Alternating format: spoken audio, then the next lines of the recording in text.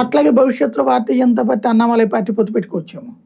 అంటే ఇప్పుడు తమిళనాడులో డిఎంకే ఉందా లేదనేది ఒకటి, అన్నా డిఎంకే ఉన్నా చీలిపోయిందని ఒకటి, ఓకే కాంగ్రెస్ లెక్క వేరు.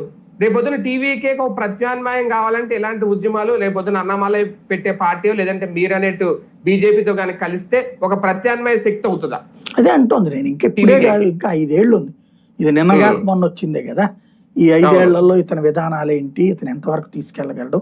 ఇప్పుడైతే ఒక మంచి పని జరిగింది. దాదాపు ఇలాంటి వాలంటీర్ సర్వీస్ అని పిలుపునిచ్చాడు. 8 లక్షల మంది జాయిన్ అయ్యారట.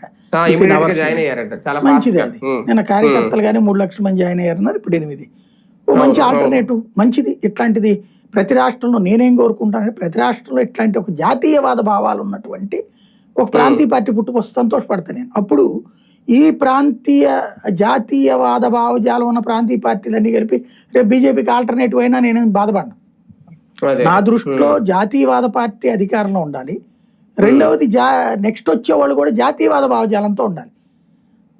అది కాంగ్రెస్ లో జాతీయవాదం పెరిగితే దాన్నైనా సమర్థిస్తాను నేను.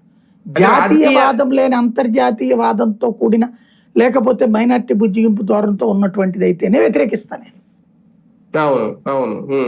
అంటే మార్పు కోరుకున్నప్పుడు ప్రజలు వాళ్ళకి ప్రత్యామ్నాయం కనిపించాలి అంటే ఇలాంటివి కూడా అవసరమా? అంటే చెప్పలేము. నేను అంటోంది మార్పు కోరుకున్నారని అనుకున్నాం.